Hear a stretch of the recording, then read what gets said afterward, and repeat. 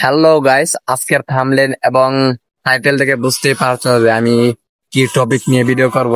তো আমাদের বাগান বাড়িটা আজকে দেখাবো। অনেকদিন ধরে আমাদের বাগান বাড়িতে আর দেখা হয় না এবং বাগান বাড়িতে আসা হয় না।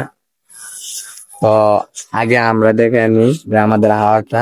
তো সামনে আমাদের পুকুর আছে, মানে পুকুর মাছ ছাড়ে আমাদের দাদা, এবং সামনে এখানে ক্ষেত লাগাইতেছে, ক্ষেত লাগাই। আর সামনে তো দেখতেই পারতেছেন যা সামনে পাহাড় আছে।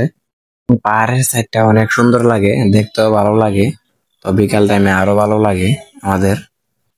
এখান দিয়েও হাওর আছে সামনে।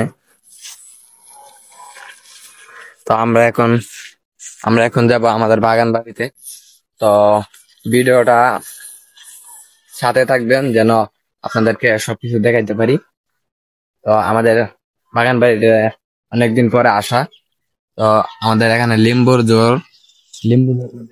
তো আশা করি সা- সবগুলো আপনাদেরকে দেখাবো। তো আমাদের ভিডিওর সাথেই থাকুন।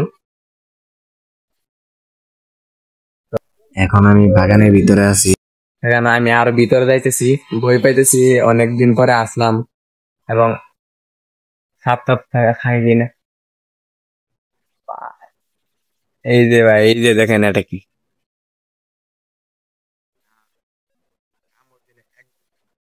মরিন খুলে নেব। তো এখান থেকে চলে যাই। তো ভিতরে যাই দেখি আরো দুবলাপতি। তো অনেক ধরনের গাছ, সুপারি গাছ, প্রায় 300-400 গাছ আছিল। তো মেঘলা বৃষ্টি, হ্যাঁ, ঝড়ের দিনে ভাঙ্গা টাঙ্গা একদম শেষ। তো আমরা আরো ভিতরে যাইতেছি। তো সামনে তো এত সুন্দর। এখান দিয়ে মানুষ ঘুরতে যায়, টাঙ্গার হাওয়ার, শিমুল বাগান, নীলাদ্রি। এই পথে আসে তাইরপুর থেকে হাউস বুট করে। তো অনেক সুন্দর লাগে। তো অনেক আমাদের আলু গাছ।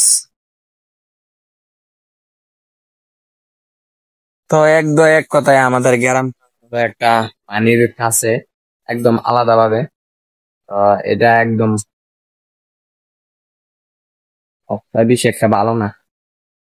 তো সবাইকে বাগান বাড়িটা দেখা দিলাম, আমাদের বাগান বাড়িটা। তো সবাই সাথেই থাকুন। তো চললাম, এখানে ভিডিও শেষ।